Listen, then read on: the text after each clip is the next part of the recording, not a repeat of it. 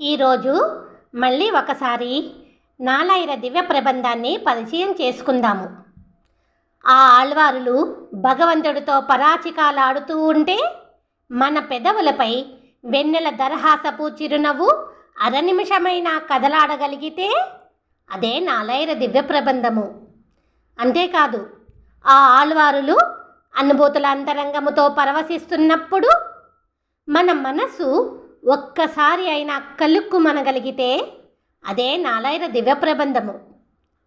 ఆ ఆళ్వారులు వివశులై ఆ స్వామిని కీర్తిస్తున్నప్పుడు మన కళ్ళల్లోన ఆ స్వామి దివ్యకాంతులు క్షణమైనా మెరవగలిగితే అదే నాలాయిర దివ్య ప్రబంధము. ఏదో మొక్కుబడిగా చెప్పుకుంటూ పోతే అందమేముంటుందండి? అర్థమేముంది? దానివల్ల ప్రయోజనమేముంది? ఉపయోగమేముంది? ఇంచుమించు సగంలో సగభాగం పూర్తి అయిన నాలాయిర దివ్య ప్రబంధము మనకు కాస్త పరిచయమే అయ్యి ఉంటుంది కదా.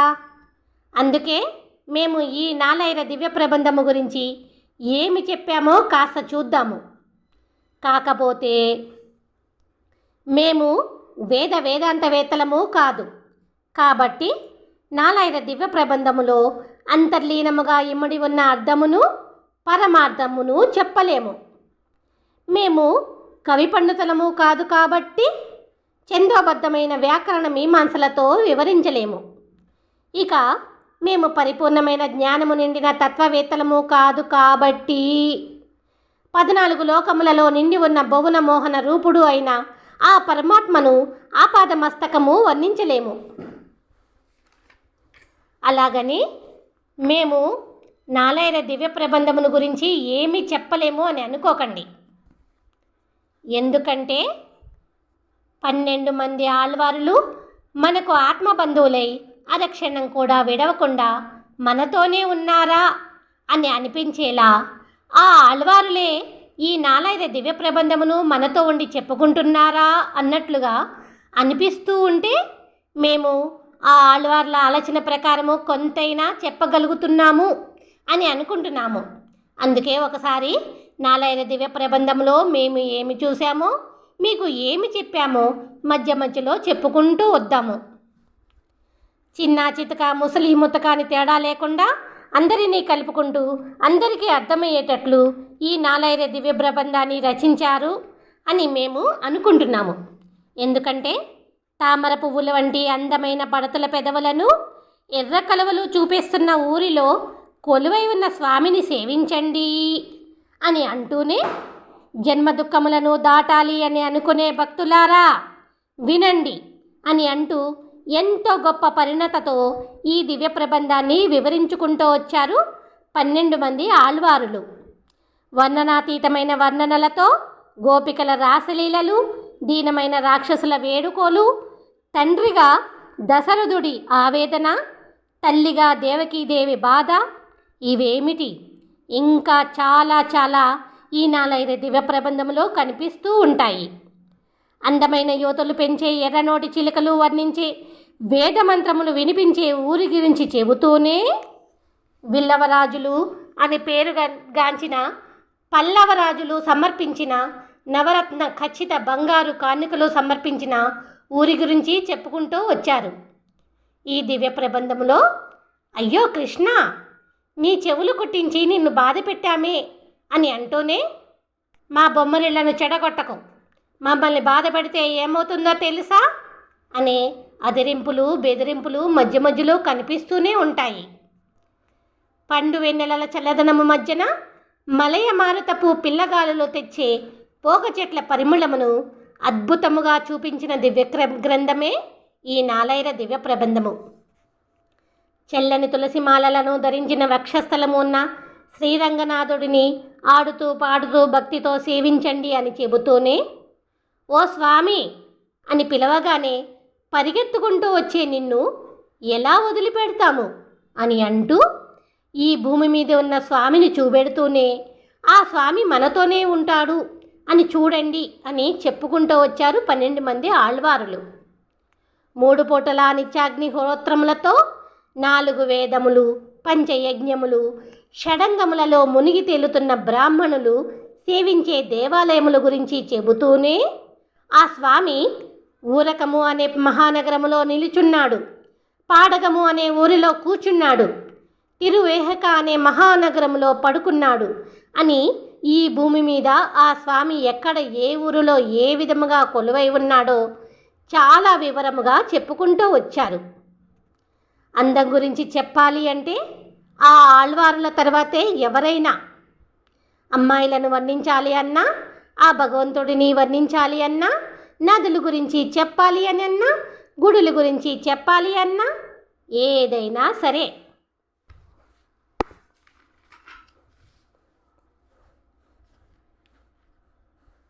ఆడ నెమ్మలి రంగు శరీర ఛాయ కలిగిన ఆశ్రిత వ్యామోహనుడా, నల్ల కలువల కాంతివర్ణుడా, నీలి ఆకాశపు భూమిపై మొలక నవ్వుల ముత్యాలు దొర్లుతుండగా పండు వెన్నెడలా చల్లదనమును కురిపించే ఆనందరూపుడా, అనంతశయనుడా, ఓ నీలమణి వర్ణుడా అని అంటూ కీర్తించిన కీర్తనలు ఎన్నో.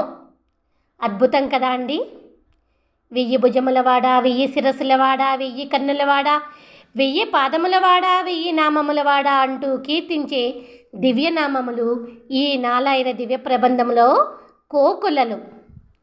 ఆ బ్రహ్మదేవుడు, శివుడు, దేవతలు అందరూ ఒకరి తర్వాత ఒకరు కీర్తించుకుంటూ వెళ్ళినా కూడా తరగనంత కీర్తి కలిగిన స్వామి అని అంటూనే ఆళ్వార్లు తమ తమ పాశ్రములలో చాలా చాలా గొప్పగా ఆ స్వామిని కీర్తించుకుంటూ వచ్చారు.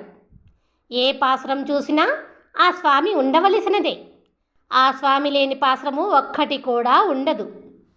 ఇక ఆడవారి గురించి అయితే, ఏలక్కుల వాసన కలిగిన కొప్పులున్న నెచ్చలులారా, ఎర్రటి పగడపు అదరపు అమ్మాయిల్లారా అంటూనే లేడి కన్నుల చల్లని చూపుల తల్లి ఓ వైదేహి అని చెబుతూ చల్లని పాల కడలలో అమృతముతో పాటు పుట్టిన లక్ష్మీదేవి వంటి స్వభావము కలిగిన దేవకీదేవి అని అంటూ ఆళ్వార్లు పొగిడినట్లు ఇంతవరకు ఎవరూ పొగిడి ఉండలేదేమో. ఈ నాలాయిర దివ్య ప్రబంధములో భగవంతుడికి ఎంత విలువ ఇచ్చారో ఆడవారికి అంతకన్నా ఎక్కువ విలువ ఇచ్చారు. ఆడవారి అందం గురించి అయినా, ఆడవారి గొప్పతనం గురించి అయినా, ఆడవారి సహనం గురించి అయినా, ఆ ఆడవారి ఆత్మాభిమానం గురించి అయినా ఆళ్వార్లు చాలా గొప్పగా చెప్పుకుంటూ వచ్చారు. రామాయణంలోని సీతాదేవి గురించి, భాగవతంలోని ఉలూచిక గురించి, పార్వతీదేవి గురించి చెప్పుకుంటూ వచ్చిన విషయములే కాకుండా గోపికల ప్రణయావేశములే ఇందుకు నిదర్శనము.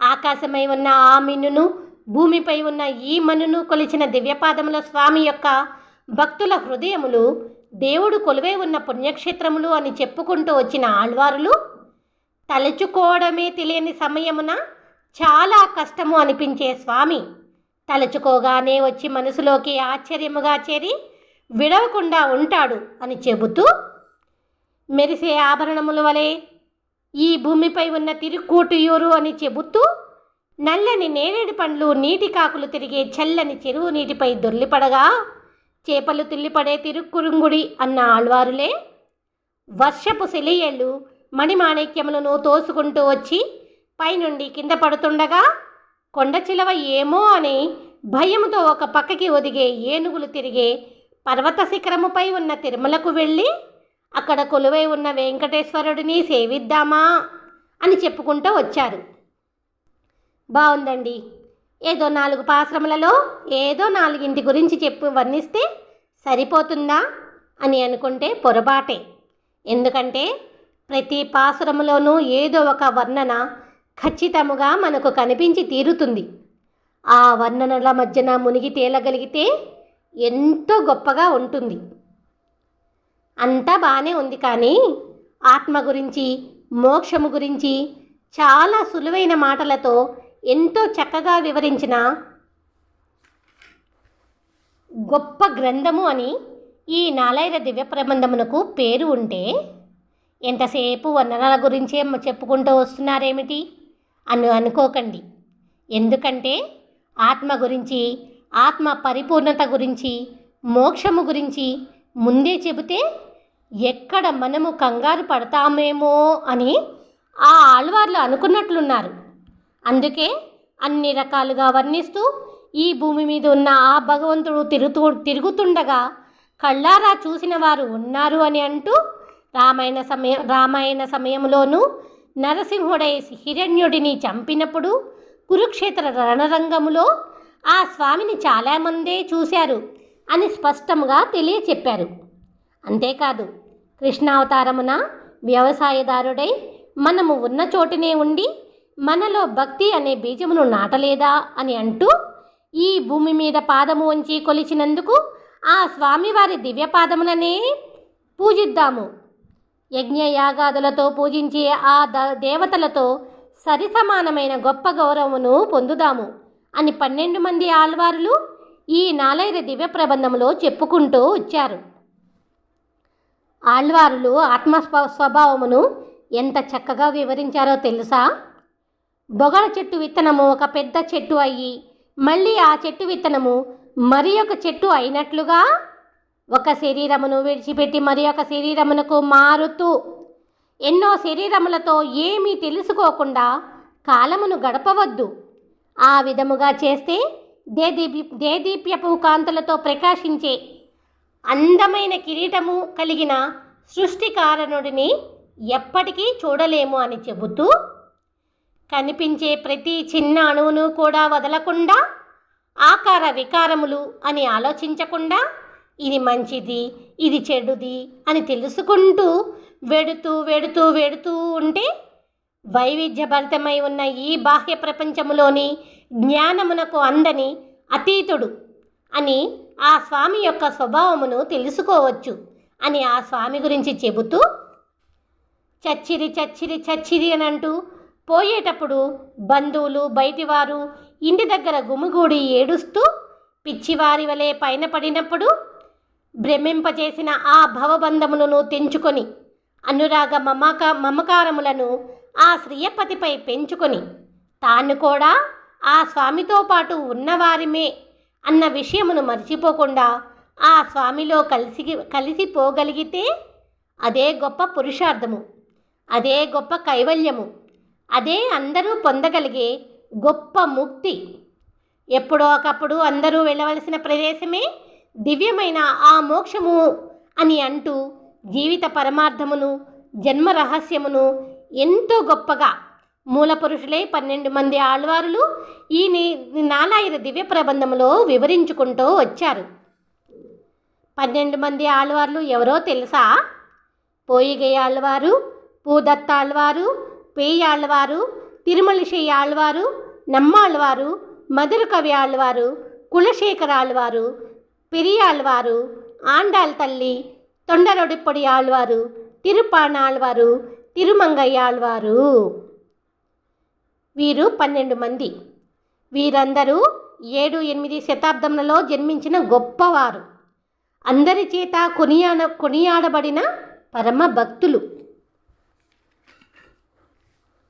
ఇంకొక ముఖ్యమైన విషయం ఏమిటో తెలుసా?